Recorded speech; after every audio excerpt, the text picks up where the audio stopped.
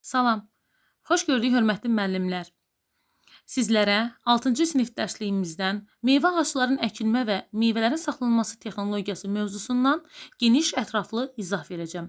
Əgər videomuz sizlərə maraqlıdırsa, kanalımıza abunə olub, şərh bölməsinə yorumunuzu yazıb, like etməyi unutmayın. İndi isə keçəyin dərsliyimizə. Meyvə bilirik ki, çox qiymətli qida məhsuludur. Yəni, bütün meyvələr çox qiymətli qida məhsuludur. Azərbaycanda isə ən çox yetişdirilən, istifadə edilən meyvə növləri şəkil 1-də verilmişdir. Alma, armud, gavalı, şaftalı, albalı, portağal və s. Ancaq meyvə ağaclarının əkilmə texnologiyası vardır. Gəlin onların nədən ibarət olduğu ilə biz ətraflı tanış olaq. Meyvə ağacları müəyyən edilmiş qaydalara uyğun əkmək lazımdır. Ağacların bir çoxu bar gətirmədiyindən bəzi sahələrdə bir dəfəyə bir neçə ağac növü əkmək lazımdır. Bu qaranti məqsədi ilədir ki, yəni ola bilsin ki, hansı tingimiz tuta bilər, hansısa tingimiz tutmaya bilər. Ağaclar yaz və ya payız fəslində əkmək lazımdır. Məsələn, yaz fəslində 5 həftə müddətində, yəni torpağın donu açılandan sonra, payızda isə yarpaqlar saralmağa başladığından şaxlar düşənə qədər şaxlar düşənə qədər təqribən bizə deyir 15-20 gün belə də qalmış 3 ay müddətində ağaclar əkmək lazımdır. Necə oldu? Ağaclar yaz və payız fəslində əkildi.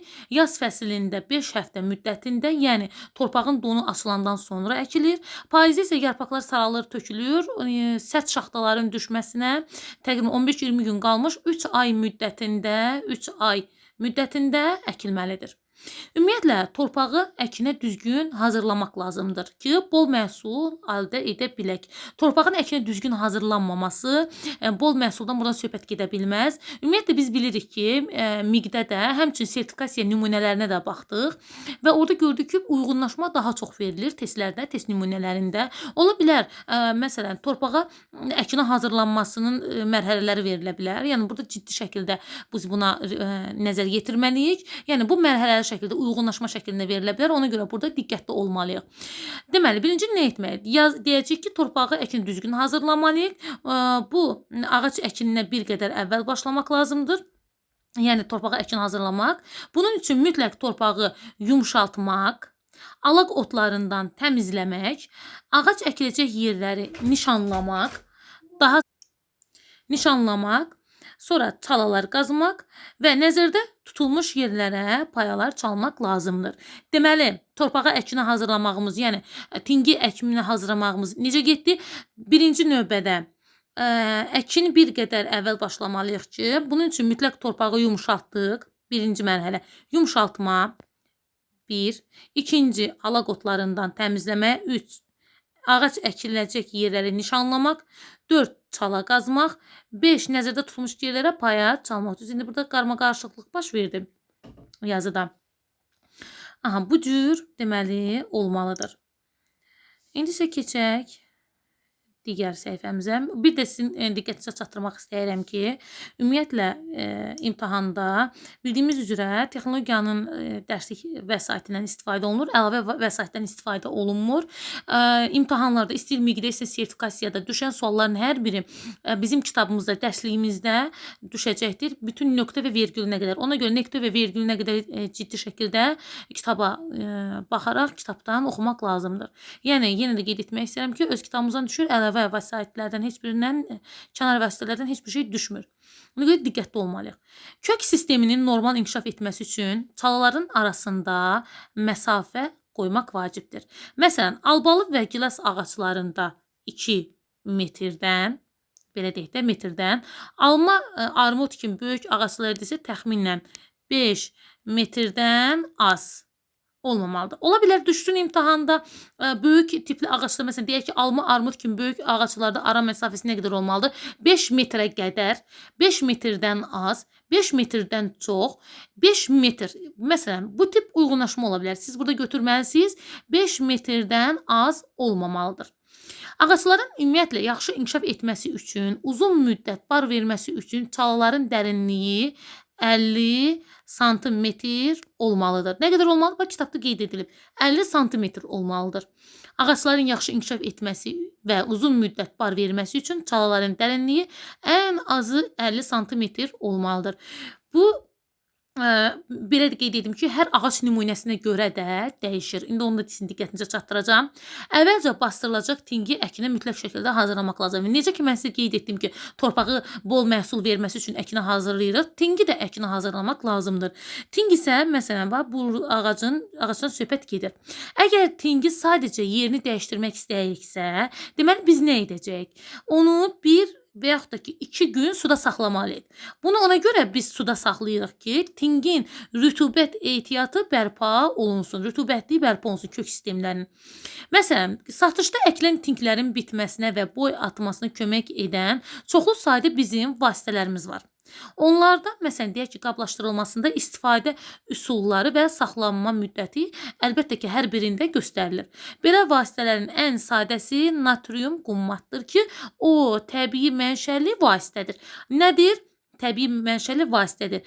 Nə üçün istifadə edilir? Əkilən tinglərin bitməsi və boy artmasına kömək məqsədi ilə istifadə olunur. Məsələn, tinglər natrium qummat məhlulunda saxlanıb, sonra əkilsə, bildiyimiz üzrə uğurlu nəticə əldə etmiş olarıq.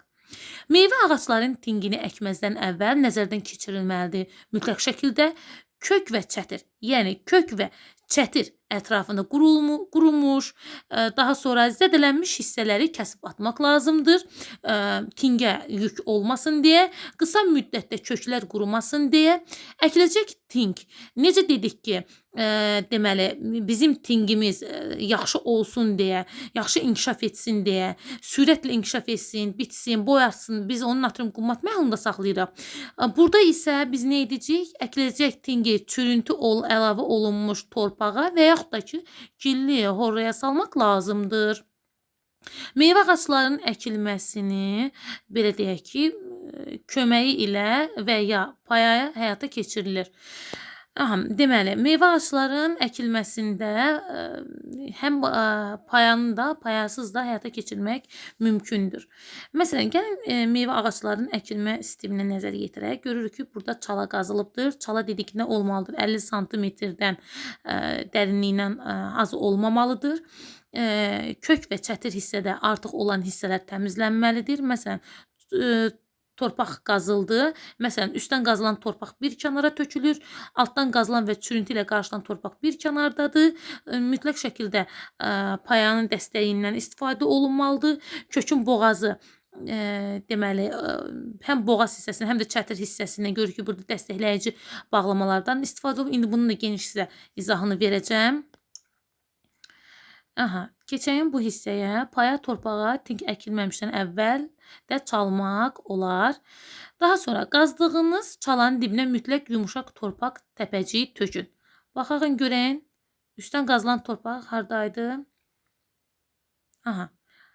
Şəkili göstərmək istəyirəm sizə. Qazdığınız çalanın dibinə mütləq yumuşaq torpaq təpəcik tökün. Yəni, bu aşağı hissədən söhbət gedir. Bu aşağı hissədən söhbət gedir. Yaxşı olar ağac əkmək üçün çalanı bir neçə gün əvvəldən hazırlayasınız. Bar verəcək ağacı çox dərin, bayaq da qeyd etdiyim əkmək olmaz. Nəyə görə çox dərindən əkmək olmaz? Çünki bu zaman, deməli, tingin boy atması çətinləşir və bitki məhv ola bilər. Ümumiyyətlə, az dərinlikdə də əkilmə zamanı da bitkinin kökləri quruyur. Yəni, ağacı onun şitirlikdə inkişaf etdiyi dərinlikdə əkmək lazımdır ki, hansı ki, bu dərinlik onun, məsələn, satışda alanda qabığının rəngində görmək mümkündür. Tinglərin torpaqda olan hissəsi bir qədər açıq rəngdə olur.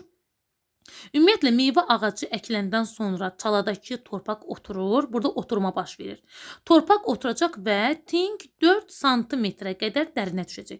Buna görə də kökün boğazını bir qədər yuxarı hissəyə dartmaq lazımdır. Ağacın əkilməsi 2 nəfər tərəfindən həyata keçirilməlidir. Onlardan biri tingi tutur, yerləşdirir, köklərini düzəldir. İkincisi də çalaya torpaq səpir.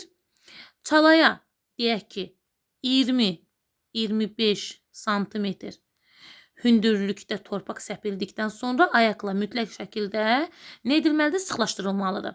Bunu çox ehtiyatlı etmək lazımdır.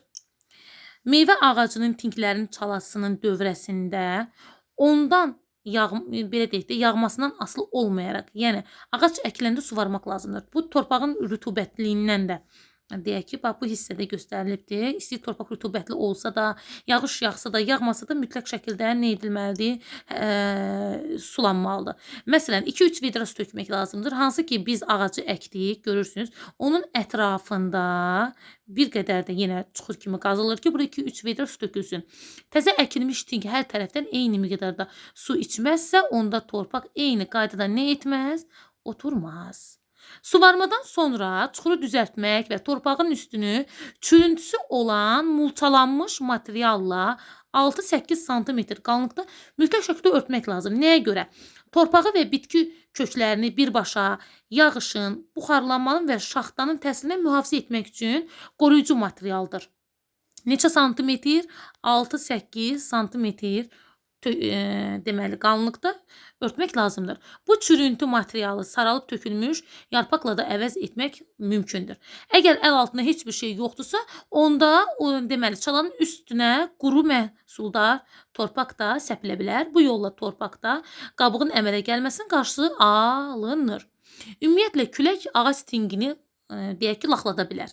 Bu isə köklərin qırılmasına, əkilmənin nəyinin, şaqülliyin pozulmasına gətirib çıxardır.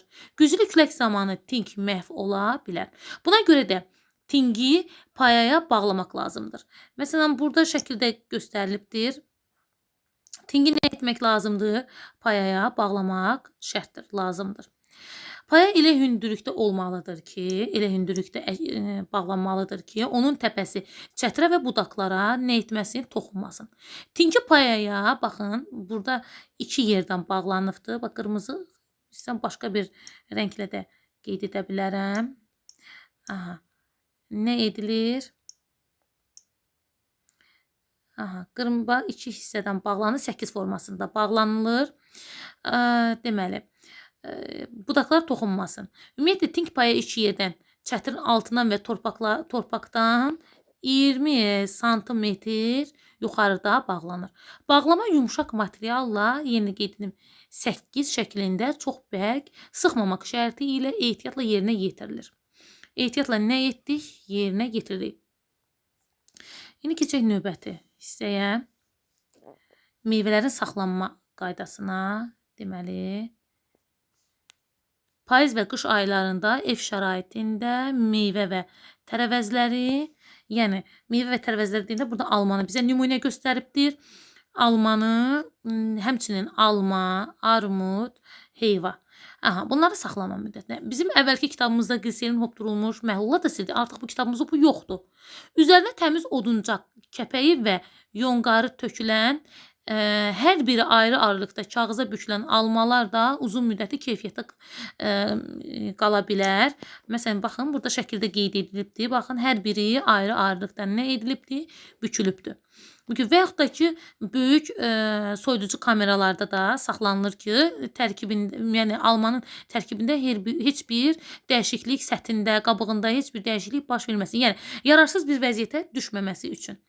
Daha sonra, bir də ki, 1 vidrə suya 2 stəkan, deməli, duz qatıb, almaları bu suda islatmaq lazımdır. Sonra isə sudan çıxarıb, silib, yeşiyə yığmaqla da uzun müddət keyfiyyətli şəkildə saxlamaq mümkündür. Bir çox alma növlərini uzun müddət saxlamaq üçün soyuducu kameralardan da istifadə olunur. Almaları soyuducuya yerləşdirməzdən əvvəl onları silmək lazım deyil. Ümumiyyətlə, həmçinin bu soyuducu kameradan əlavə evdə də yerləşdirilən zamanı, yəni yuyub yığmaq məsləhət deyil. Çünki meyvələrin qabığında onları korlanmaqdan qoruyan xüsusi təbəqə ilə örtülmüşdür. Zədəsi olmayan, orta ölçülü, yetişmiş meyvələri saxlamaq üçün daha yararlıdır. Meyvələri yığımdan sonra məsləhət bilinən saxlama şəraiti, müddəti və soyudulma üsuluna ciddi nəzarət edilərək saxlanıla bilər.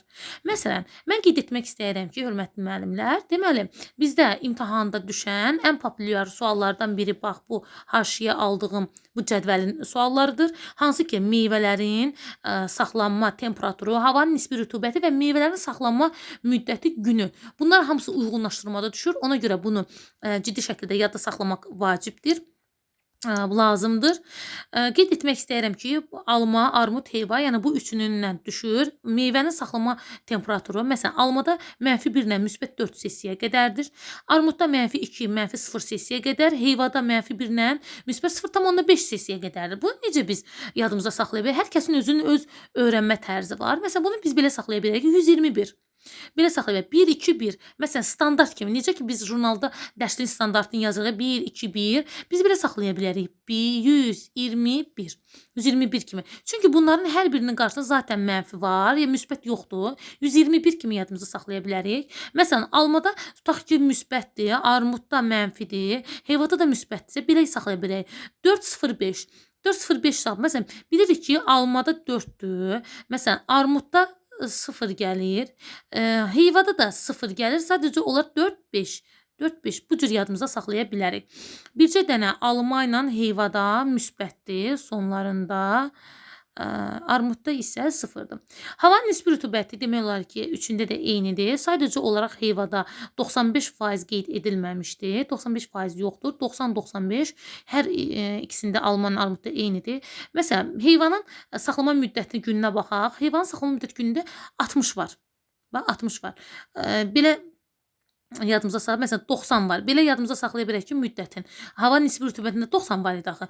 60-90, 90-60. Bax, bu tipdə yadımıza saxlaya bilərik. Məsələn, almalar -1, -4 selsi dərəcədə 90-95% hava nisbi rütubətində. Meyvənin saxlama bilir. Burada əzbərçilik lazımdır. 30-360. Məsələn, armudda -2, -0 dərəcə selsidə 90-95%. Yenə gözlə təkrarlanır. 15-210 gün. Heyvada isə yenə -1, müsbət 0,5 selsi dərəcədə 90%, 60-90 gün saxlama müddəti vardır. Mütləq şəkildə bu cədvəli siz yadınızda, necə deyim, özünüz öyrənmə tərzinə uyğun olaraq öyrənə bilərsiniz. Məsələn, bayaq qeyd etdim ki, 121 nömrəsi kimi yadımıza saxlaya bilərik. Məsələn, 4005 kimi də yadımıza saxlaya bilərik. Məsələn, hava nisbi rütubəti 90-95 hər ikisində, 91-ində heyvadadır. Meyvənin saxlama müddəti günündə, məsələn, heyva təkcə 95% axıdır nisbi rütubəti. Saxlama müddəti 60-90-da 60-90 kimi yadımıza saxlaya bilərik. Ümumiyyətlə, alma elə bir meyvədir ki, məsələn, qoxuya qarşı həssasdır. Məsələn, deyək ki, qoxulu olan tərəvəzləri bir yerdə, məsələn, soğan, sarımsaqla bir yerdə saxlamaq olmaz.